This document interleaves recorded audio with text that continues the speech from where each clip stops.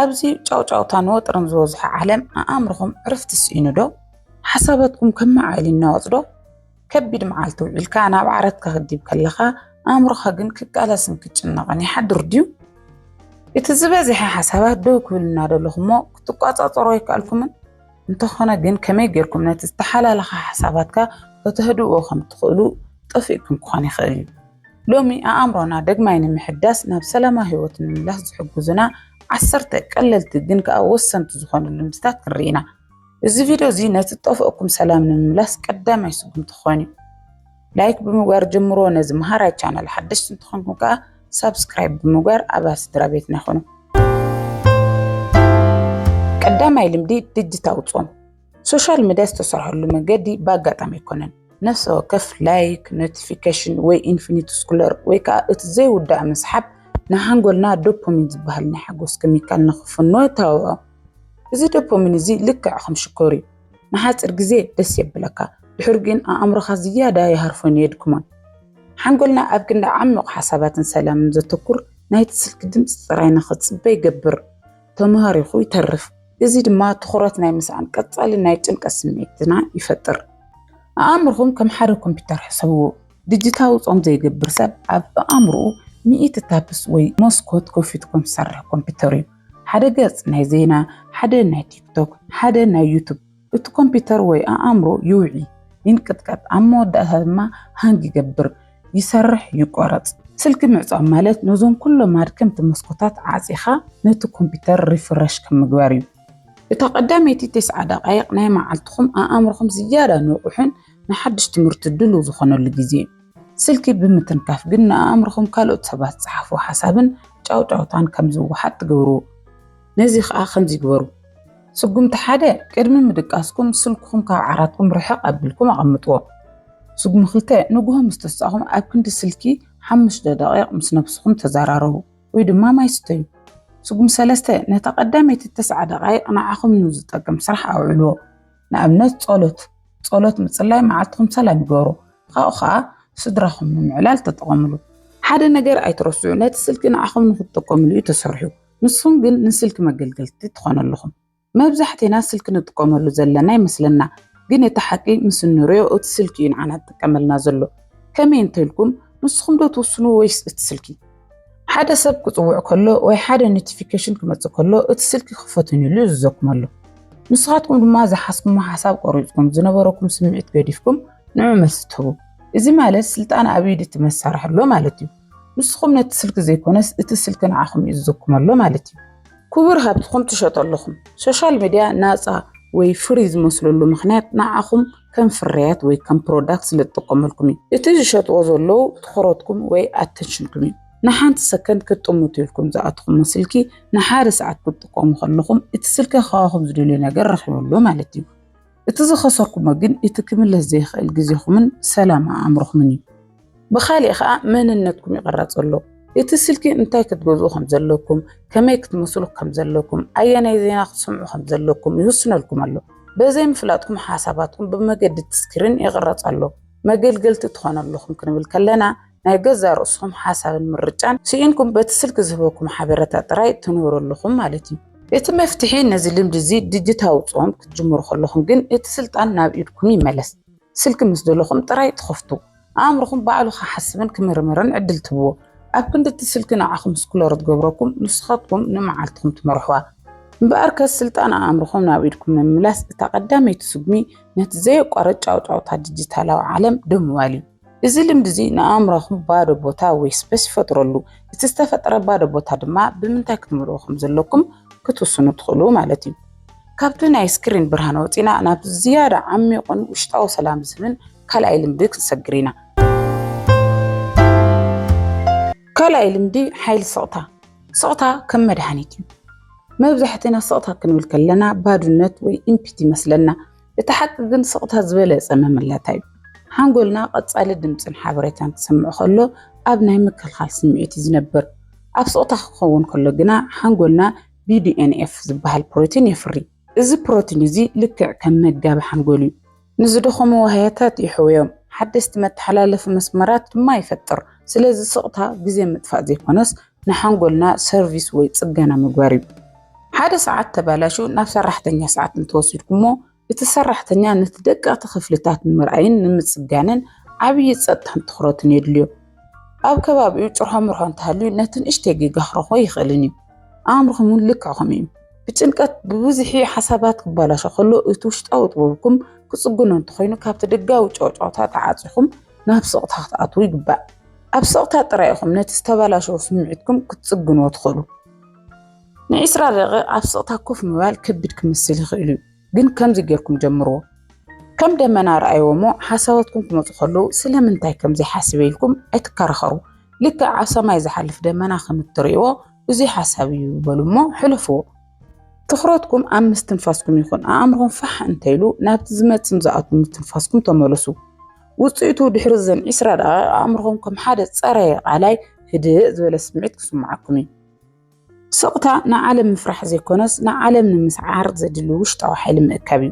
ምስ ነብስኻ ምቅራብ ክትጅምር ከለኻ እቲ ደጋዊ ጫውጫውታ ክንድኡ ክርብሸካ ይኽእልን እዩ። ሕጂ ኣእምሮና ካብ ዲጂታዊ ጫውጫውታ ኣርሒቕና ኣለና፣ ብስቕታ ድማ ክንፅግኖ ዕድል ሂብና ኣለና። እዚ ህድእ ኣእምሮ እዚ ግን ንጡፍ ንክኸውን ተወሳኺ ሓይሊ ንኽረክብን ካልእ ዘድልዮ ነገር ኣሎ። ሳልሳይ ልምዲ ሜላታት ምትንፋስ። ክንጭነቕ ከለና ኣካላትና ቃልሲ ወይ ሂድማ ናብ ዝበሃል ኩነታት ይኣቱ። ምትንፋስና ይሓፅር፣ ልብና ይሃርም፣ ጨዋዳታትና ይወጣጠር። እዚ ምትንፋስና ክነንውሖ ከለና ግና እቲ ካብ ሓንጎልና ናብ ኣካላትና ዝዝርግሕ ዓብዪ ነርቪ መልእኽቲ ንሰደሉ ኣለና። እቲ መልእኽቲ ድማ ኩሉ ሰላም እዩ፣ ደው በል፣ ህድእ ዝብል እዩ። ብምትንፋስ ጥራይ ንኬሚስትሪ ሓንጎልካ ክትቅይሮ ትኽእልካ ማለት እዩ። ኣእምሮኹም ልክዕ ከም ሓንቲ ብናህሪ እትጋልብ መኪና ሓሰብዎ። ጭንቀት ድማ ነቲ ጋዝ ወይ ነዳዲ ረጊፁ እናሃባ ይወስኸሎ። ኣብቲ ግዜ እቲ ኣይትጋልቢ ኢልካ ንመኪናኻ ውይ እንተልካ ደው ከተብላ ይትኽእልንኻ። ደው ክትብል እንተኮይና ፍሬኖ ክትረግፅ ኣለካ። ምስትንፋስ ድማ ኣብቲ ናይ ኣእምሮኹም ፍሬኖ እዩ። 4-7-8 ሜላ ክትጥቀሙ ከለኹም ነቲ ናይ ጭንቀት ጉያ ደው ተብልዎ፣ ንኣእምሮኹም ድማ ናብቲ ትክክለኛ መስመር ትምልስዎ። 4-7-8 ሜላ ን4 ካልኣይቲ ባፍንጫኹም እስተንፍሱ። ኣየር ክኣቱ ከሎ ሓጎስን ሰላምን ከም ዝኣትኹም ሕሰቡ። ን7 ካልኣይቲ ሕዝዎ ሆልድ። እዚ እቲ ዝበለፀ ክፋል እዩ። እቲ ኦክስጅን ናብ ኩሉ ውሃያታትኩም ንኽበፅሕ ንሓንጎልኩም ንክሕከም ግዜ ሂቦ። ን8 ካልኣይቲ ቀስ ኢልኩም ብኣፍኩም ኣውፅዎ። ኣየር ክወፅእ ከሎ ኩሉ ወጥሪ ጭንቀትን ድኻምን ምስኡ ክወፅእ ጌርኩም ሕሰቡ። እቲ ምትንፋስ ዝወፀሉ ግዜ 8 ኣብ ዝኣተሉ 4-2 ዕፅ ክኸውን ኣለዎ። እዚ ልምዲ እዚ ን5 ግዜ ጥራይ እንተደጋጊምኩሞ ኣካላትኩም ብኡ ንብኡ ከም ዘረጋግአ ክስምዐኩም እዩ። መብዛሕትና ሰላም ካብ ደገ ንፅበዮ፣ እቲ ሓቂ ግን እቲ መፍትሒ ኣብ ውሽጢ ኣፍንጫናን ሳንባናን ኣሎ። ምትንፋስካ ክትቆፃፀር ክትጅምር ከለኻ ንሂወትካ ክትቆፃፀር ትጅምር። ሕጂ ኣእምሮና ካብ ጫውጫውታ ኣርሒቕናዮ፣ ብስቕታ ፀጊናዮ፣ ብምትንፋስ ድማ ህዲእና ኣለና። እዚ ዝረገአ ኣእምሮና እዚ ግን ሓሳባቱ ብግቡእ ንኽስዕርን ንኽንሃንፅን ሓደ ካልእ ሓገዝ መሳርሒ የድልዮ። ንሱ ድማ ናብ 4ይ ነጥብ ንሕለፍ። 4ይ ልምዲ ፅሬት ከባብን ስርዓትን። ኣእምሮና ነቲ ኣብ ከባቢና ዘሎ ነገራት ቀፃሊ ስካን ይገብሮ እዩ። ኣብ ሓደ ኩሉ ፋሕ ዝበለ ክፍሊ ኮፍ ክትብሉ ከለኹም ዓይንኹም ነቲ ዘይተኣከበ ክዳን፣ ፋሕ ዝበለ ወረቐት፣ ርስሓትን ይርኢ። ነፍሲ ወከፍ ዝረኣዮ ነገር ድማ ንኣእምሮኹም እዚ እውን ክሰርሕ ኣለዎ ዝብል ትእዛዝ ይሰደሉ።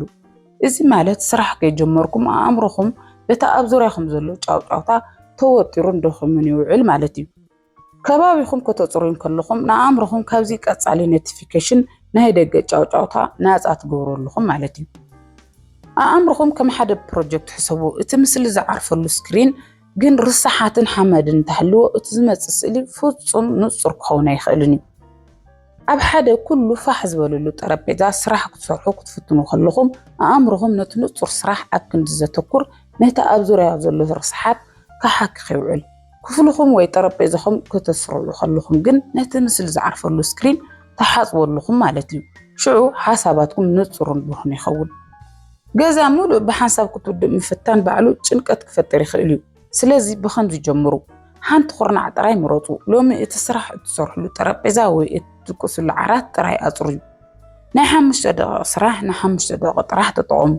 ነቲ ዘየድሊ ነገር ኣወግዱ፣ ነቲ ዘድሊ ድማ ብስርዓት ኣቐምጡ። እቲ ስምዒት ኣስተውዕሉ። እቲ ኩርናዕ ምስ ፀረየ أمركم زفترنا يمتنفس سمعت أستوعلوا يتقابل جز فترلكم سرعات بقوا ناوشتكم سلام كوني يفسس حاوس خبابي استحاوس أمر يفتر سرعات دلو خاود ما نصر حساب يولد كبابي خامس رأي مالت نفس حساب كندي كم التخبرات زر مجلسي حجي أمرنا نصر كباب رخيبولو إذا نصر نسيجن كوشتنا بزيادة نخسري نتأوشتنا زمالة لس حسابات بورا أتقنون صحيح بقى إذا ما نتأذي تنتهو جن كأحيال زخنا حمشة اللي مدي وصدنا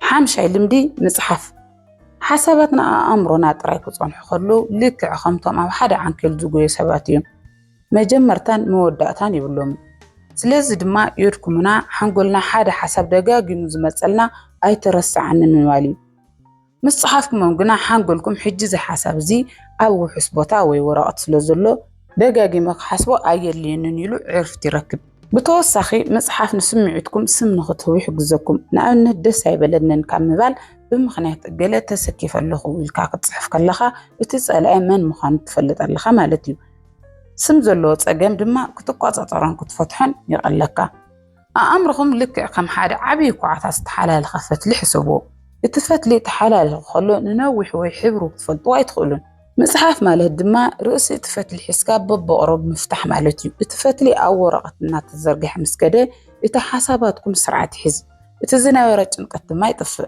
أما ودا اتعبيكو عطاس زنابر حسابكم قليلين نتصرون مسمار كوينو ترخبوه مصحف المجمار صحاف غتكونا عيد لي كاني معالتو حمشت دقائق قريب بخمس جمرو قدامي سقمي مفساس أمرهم زل زخانة حساب حركان فرحي سرح بزي قرب أفسو كالا أي سقمي مسقانا سلسة زمسقونكم ونقرات صحافو وزلم زي نحنقلكم سلام كاملاواتيو برهان نخدد لي يسلطنو سالسة يسقمي حدا علامة نمعالتكم ترقم زب حدا السرح طرح صحافو نمعالتكم ترقم زبو حدا السرح طرح مصحف إزي مستقورو أمرهم كابتا عزابي نام مراحي وينا بايلوت يغير مالتي أمرخان محكام ورقة برعن ترعي زليكا إتا أو اشتخا زلو چاوتانا ورقة كسقر كله واشتخا صدتا يركب صحف مالت نفسها صحفو ناي سلام دبدبي حجي أمرنا بصحف أنتحنا لنا إزي وشتاو صريت سيجن مستا أبزورينا زلو عبي حالي تفطر خطحاس كله يمول زخون سلكي عاتينا سقطا مريتنا صريت فترنا حجد ما نابت زيارة زحوي شارشا لمدك تسقرينا شارشا لمدي مستفطر متسار لك سبات ناشحات عمتات مستفطر توحيدهم يمنويرهم إزي بايوفيلياز بهال كلاس حساب كم زقلتو مسقوم نصوح أيرن تفطرون برهانن كنركب كلنا أمرنا نابيتي تماليس زبل سمعت يسمعو أوشتي 4 مندق تعاطي بسنك مبرهتي إلكتريكن برهان سكرين كتنبر كلها أمرها قتسألي جنك تسمعو مستفطرو كترخب كلها قنا اتكورس توصل زبهالنا جنك ترمن يقدل حنقول كدما سلام يركب حدا صبوق تخلي وسيركا أبصل ما تكفلن تعازي خايو ولا ماي أستيو أزقبو بب غروب يغمسلن يحررني نحنا دك سباتون لك خمينا كابتو فطرو ريحنا أب تحت سمينتون حاسين تعاطينا ترايك نبر سلسته قدرنا إنا نقمسل زلنا سلام أمرنا طف زلو أبتو نسوس بغلولو تفطرو سلزرحقنا إيو ناب قدام موصع مالت نفس خانا بتزدلا يا برهانن صحين نصح أيرن ملاس مالتيو نازل مزي من المجمار ناب رحب تاخد كراير لكم مني وزوم سبق قلل تسقمتات تخطلو تقبراو متنفس أب قدام كتوزو كلهم نت مستفط رزمت نصح أكسجين بعمي أستنفسوا قال أي بأقر مخاد انت تخيلوا نحاد وان سأنه موضوعهم قبل الاسعار حمد بأقرهم توقعزو إزي كما سرحيتات إلكتريك ذلك كمانا نموقادنا أمرنا نمهدان سانستراغا زميلي بزي سلكي إزي كفالزي أزي وساني سلكهم أوغزا قرفوهم وصو مستي أبزوريهم زلو تفطرو دينس عواف من قصاص أوام كالوتون تأساسرو تفطرو نمدحانك حساب أيت حتى كاني نسو زهبك سلام كابزخونا سلكوي تكنولوجي كترخوي تخلنخا تفطرو أيت هو خنيا كن كلنا قرب بجزء في السم نسخون تفطرو سلامكم نمركب يزي هابو إجي أكلتنا أمرنا نستعبي تفطرو تأساسيرلو إزي تفطرو حيل زدما نبتزقط صلنا أمرنا زيادة زنكحن حدش تسفازه من شاوعي المدي يوسدنا ሻውዓይ ልምዲ ሓይሊ ኣወንታዊ ዘረባ ንነብስኩም እትዛረቦ ዘረባ ትሕት ድምፂ ዘለዎ ወይ ኣብ ውሽጥኩም ዝመላለስ ጥራይ ዶ ይመስለኩም ይኸውን? ንሓንጎልኩም ግን ንሱ እቲ ዝዓበየ ትእዛዝ ሓንጎልኩም ኣብ መንጎ ክውንነት ወይ ሪያሊቲ ኣብ መንጎ ንስኩም ብተደጋገሚ እትዛረቦ ፍልይ ኣይነብርን እዩ። ኣነ ዕድለኛ ኣይኮንኩን ክትብሉ ከለኹም ሓንጎልኩም ንዕድለኛ ዘይኮንኩምሉ ምክንያት ጥራይ ክደሊ ይውዕል። ብኣንጻሩ ንፀገማተይ ናብ ዕድል ክቕይር ክኽእል እየ ክትብሉ ከለኹም ሓንጎልኩም መፍትሕታት ንምድላው ፕሮግራሚንግ ይገብር። ቃላትኩም እቲ ንሂወትኩም እትህቦ ማዕቐፍ እዮም። እቲ ማዕቐፍ ፀቢብ እንተኾይኑ ሂወትኩም ፀበብ ክትከውን እያ። ኣእምሮኹም ልክዕ ከም ሓደ ልሙፅ ድኹምን መሬት ሕሰብዎ። እቲ መሬት ንስኹም ዝረኽሞ ዘርኢ ንምቕባር ድልው እዩ። ቃላትኩም ድማ እቶም ዘርእዮም። ኣይክእልን እየ፣ ከቢድ እዩ፣ ፈሽለ እየ ዝብሉ ቃላት እንተዘሪእኹም ኣብቲ መሬት ብዛናታትኩም ትእዛዝ ውድቀትን ተስፋን ምቑራፅን የብቁለልኩም። እንተዘይዘሪእኹምሉ ድማ ባዕሉ ሳዕሪ ይበቕለሉ ኣሉታዊ ሓሳባት ማለት እዩ። ስለዚ ኮነ ኢልኩም ኣነ ብቑዕ እየ፣ ኣነ ሰላማዊ እየ ዝብሉ ፅቡቕ ዘረባ ፅቡቕ ዘርእታት ክትዘርኡ ይግባእ። እቲ ትዘርኦ ዘርኢ እዩ እቲ ክትዓፅዎ ትኽእሉ ፍረ። ነዚ ንምልማድ እዞም ስጉምታት እዚኦም ተጠቐሙ። እቲ ሓይሊ ኣነ ኢልኩም እትምድብዎ ቃል መንነትኩም ይዝገልጽ። መዓልታዊ ንጉሆ ኣብ ቅድሚ መስትያት ደው ኢልኩም ኣነ ሓያል እየ፣ ኣነ ንሓድሽ ትምህርቲ ድልው እየ፣ ኣነ ሰላማዊ እየ በሉ። ካብ ኣይክእልን ናብ ከመይ ገይረ ክኽእል ኣእምሮኹም ኣይክእልን ክብል ኩሉ ብኡ ንብኡ ከመይ ገይሩ ክምሃር ክኽእል ኢልኩም ብሕቶ ቀይርዎ። ሕቶ ንሓንጎል ስራሕ ይህቦ፣ ኣይክእልን ግን ንሓንጎል ይዓፅዎ። ምስ ስምዒት ኣተሓዝዎ። ነዚ ቃላት ክትዛረቡ ከለኹም ከምቲ ዝኾንኩምዎ ጌርኩም ተሰምዕዎ። ስምዒት ዘለዎ ቃል ዝያዳ ሓይሊ ኣለዎ። ዓለም ንዓኹም ብኸመይ ክትዛረበኩም ከም ዘለዋ ንስኹም ንርእስኹም ብትዛረቦ ዘረባኹም ትመሃርዋ። ርእስኹም ከተኽብሩን ብኣወንታ ክትዛረቡ ከለኹም ዓለምን ከምኡ ክትገብር ትግደድ። ሕጂ ውሽጣዊ ዘረባና መዓራሪና ኣለና። እዚ ሓያል መንነት እዚ ግን ናብ ዓብይ ዓወት ንኽበፅሕ ንግዚኡ ብኸመይ ይጥቀመሉ ዝብልን ስነ ስርዓት የድልዮ። እዚ ድማ ናብቲ ኣዝዩ ወሳኒ ልምዲ ይወስደና። ሻምናይ ልምዲ ዶብ ምግባር። ብዙሓት ሰባት ዶብ ምግባር ክበሃል ከሎ ንሰባት ምፅላእ ወይ ርጉፅ ምዃን ይመስሎም። እቲ ሓቂ ግን ዶብ ምግባር ማለት ንዓኻ ዘድልየካ ሰላምን ግዜን ምኽባር ማለት እዩ። ንኹሉ ሰብ ሕራይ ክትብል፣ ንኹሉ ፃውዒት ክትምልስ፣ ንኹሉ ሰብ ክትሕጉስ ክትፅዕር ከለኻ ውሽጥኻ ባዶ ይኸውን። ንኻልኦት ሕራይ ክትብሉ ከለኹም ንርእስኹም ንዕላማኹም ንሰላምኩምን ኣይፋል ትብሉ ከም ዘለኹም ኣስተውዕሉ እዩ። ዶብ ምግባር ንርእስኻ ምፍቃር እዩ። ኣእምሮኹም ልክዕ ከም ሓደ ክቡር ንብረት ዘለዎ ገዛ ሓስብዎ። እዚ ገዛ እዚ ማዕፆ እንተዘይሃልዎ ዝኾነ ሰብ ዝደለዮ ግዜ ኣቱ ዝደለዮ ርስሓት ይድርቢ፣ ንብረትኩም ይሰርቕ፣ ኣብ መወዳእታ እቲ ገዛ ናትኩም ምዃኑ ይተርፍ። ሰላም ኣእምሮኹም እውን ማዕፆ ወይ ዶብ የድልዮ። እቲ ማዕፆ ንመን ከም ትእትውን ንመን ደው ከም ትተብሉን ስልጣን ሂበኩም። ማዕፆ ምግባር ንሰባት ኣብ ሂወትኩም ምውፃእ ዘይኮነስ ንሰላም ክብሪ ምሃብ ማለት እዩ። ኣይፋል ምባል ስነ ጥበብ እዩ። ዶብ ንምግባር እዞም ስዑ ቀለልቲ ሜላታት ተለማመዱ። መምኽኔታታት ኣይትሃቡ። ኣይፋል ክትብሉ ከለኹም ነዊሕ መብርሂ ክትህቡ ኣየድልየኩምን እዩ። ኣይፋል ሕጂ ኣይጥዕመንን ምባል ጥራይ እኹል እዩ። መምኽኔታታት ክትህቡ ከለኹም ንሰባት ክትከራኸሩሉ ዕድል ትህቦም ኣለኹም። ካልኣይ ዲጂታዊ ዶብ። ኣብ ዝተወሰነ ግዜ ንኣብነት ድሕሪ ሰዓት 9 ናይ ምሸት መልእኽቲ ዘይምላስ ዶብ ግበሩ።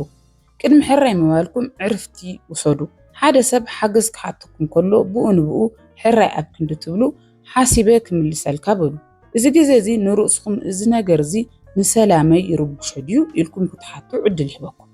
እቶም ዶብ ክትገብሩ ከለኹም ዝርሕቑ ሰባት እቶም ካብቲ ዶብ ዘይምግባርኩም ዝጥቀሙ ዝነበሩ ጥራይ እዮም። ዶብኩም ዝኽብሩ ሰባት ድማ ንዓኹም ዝኽብሩ እዮም። ሰላምኩም ካብ ኩሉ ነገር ይበልፅ።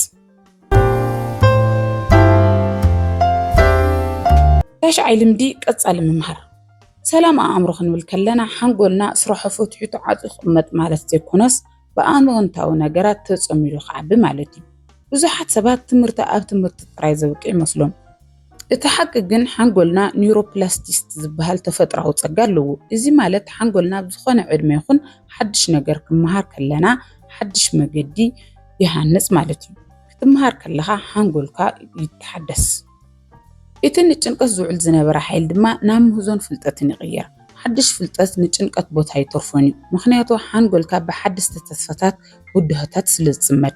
ሓንጎልኩም ልክዕ ከም ሓደ ስፖርተኛ ሓስብዎ። ሓደ ስፖርተኛ ስፖርት ምግባር እንተቋሪፁ ጭዋዳታቱ ይደክም፣ ይዝሕል፣ ሓንጎልናውን ሓድሽ ሓሳብን ትምህርትን እንተዘይረኽቡ የዝሕልን ንኣሉታዊ ሓሳባት ቀልጢፉ ይቃላዕ። በኣንጻሩ ግን ብምንባብ ብትምህርቲ እንተተሃኒፁ ይዕንብብ ይሕይልን።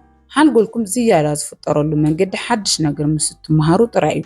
ፍልጠት ንኣእምሮኻ ዋልታ እዩ ዝኾኖ። ኣብ መዓልቲ 20 ደቂቃ ጥራይ ብምሃብ ከመይ ጌርኩም ሓንጎልኩም ክትሃንጡ ከም ትኽእሉ እንተሪእና ኣብ ክንዲ ኣብ ሶሻል ሚድያ ዝኸውን ግዜ ሓደ መሃሪ ቪድዮ ከምዚ ሕጂ ትሪእዎ ዘለኹም ወይ ሓደ መጽሓፍ ን20 ደቂቃ ጥራይ ስምዑ ወይ አንብቡ። ሓድሽ ክእለት ወይ ስኪል ዋላ ንእሽተይ ትኹን ሓድሽ ነገር ተለማመዱ። ሓድሽ ቋንቋ፣ መስርሒ ሙዚቃ ወይ ቴክኒካዊ ክእለት እዚ ንሓንጎልና መንእሰይ ኩኑ ክኸብር ይገብሮ። ምስትንታን ዝተምሃርኩሞ ነገር ንሓደ ሰብ ንገርዎ ወይ ኣብ ወረቐት ጽሓፍዎ። እዚ እቲ ፍልጠት ኣብ ሓንጎልኩም ስር ንኽሰድድ ይሕግዝ። ኣብ ህይወት ወይ ትዓበለኻ ወይ ትመውት ኣለኻ ማእኸል መንገዲ የለን። መዓልታዊ ሓድሽ ነገር ምምሃር ማለት ንህይወትካ ሓድሽ እስትንፋስ ምሃብ ማለት እዩ። እቲ ዝዓበየ ወፍሪ ኣብ ርእስኻ እትገብሮ ወፍሪ ፍልጠት እዩ። ሕጂ ሓንጎልና ክዓቢ ጀሚሩ ኣሎ። እቲ ኩሉ ዝረኣናዮ 9 ልምድታት ግን ሓደ ዓብዪ ዓንዲ የድልዮም እዩ። እዚ ዓንዲ እዚ እንተዘይሃልዩ እቶም ዝሓለፉ 9 ልምድታት ክጽንዑ ይኽእሉን እዮም። እቲ ናይ መወዳእታን መደምደምታን ዝኾነ 10 ልምዲ እምነትን ተስፋን። እዚ እቲ ንኹሉ ዝሓለፈ ልምድታት ሓደ ነገር ዝኣስር ወርቃዊ መርፊ እዩ። እዚ 10 ልምዲ እቲ ንኹሉ ዝረኣናዮ ልምድታት ትርጉም ዝህብ እዩ። ተስፋ ማለት ኣብ ህይወት ፀገም የለን ማለት ዘይኮነስ ፀገም እንተሃለውን ክሓልፎ ኢልካ ብምጽናዕ ምእማን ማለት እዩ። እምነት ድማ ነቲ ንሕና እንክንቋጻጸሮ ዘይንኽእል ነገራት ናብቲ ከባቢና ዝዓቢ ልዑል ሓይሊ ኣሕሊፍካ ምሃብ እዩ። ኩሉ እቲ ዝገበርካዮ ፃዕሪ ፍረ ዝህልዎ ኣብ ውሽጥኻ ጽባሕ ካብሎ መካሕሽ ዝብል ናይ ተስፋ ምስ ዝህሉ ጥራይ እዩ። እምነት ንኣእምሮኻ ካብ ጭንቀት ናብ ሰላም ዘሰጋግር ድልድል እዩ። ለይቲ ክሳብ ክንደይ ይጸልምት በዘየገድስ ፀሓይ ምውፃእ ኣይተርፍን። እዚ ተፈጥራዊ ሕጊ እዩ። ህይወትኩም እውን ከምኡ እዩ። ሕጂ ዘላቶ ጸልማት ወጥሪ ወይ ተስፋ ምቕራጽ ግዝያዊ እዩ። እቲ ጸልማት ክሳብ ክንደይ ከም ዝተጋደደ ዘይኮነስ እቲ ብርሃን ክወግሕ ክመጽእ ምዃኑ ጥራይ ሕሰቡ። እምነት ማለት እቲ ፀሓይ ገና ከይወፀት ከላ ብርሃን ከም ዘሎ ቀዲምካ ምፍላጥ ማለት እዩ። ኣብ ህይወትኩም ዘሎ ጸልማት ንወጋሕታ ቦታ ክህቦ ግድን እዩ። እምነትን ተስፋን መዓልታዊ ንምልማድ እዞም ስጉምታት ውሰዱ። ጸሎትን ኣስተንትኖን መዓልታዊ ግዜ ወሲድኩም ምስ ፈጣሪኹም ተዘራረቡ።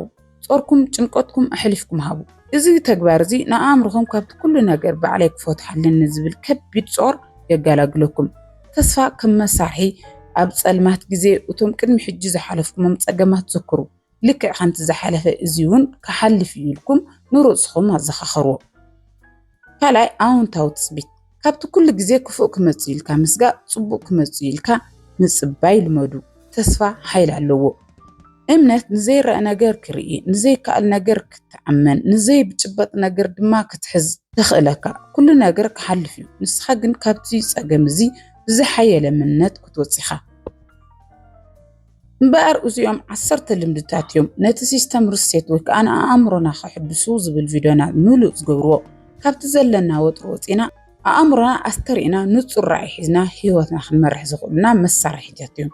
ካብዞም 10 ልምድታት ዝያዳ ዝተንከፈኩም ወይ ክትጅምሮ ዝወሰንኩም ኣየና እዩ? ኣብ ኮመንት ጸሓፉና። እዚ ቪድዮ ንሓደ ሰብ ክጠቅም ኢልኩም እንተሓሲብኩም ሼር ብምግባር ሓግዙ። ንተወሳኺ ተመሳሰልቲ ትሕዝቶና ቻናልና ሳብስክራይብ ብምግባር ቤተሰብ ወይ ስድራ ኣባላትና ይኹኑ። ሰላም ኣእምሮ ዘለዎ ቅነ ጠጥዕሙ ንኹሉ ሰብ ዓለም። ቻው ቻው።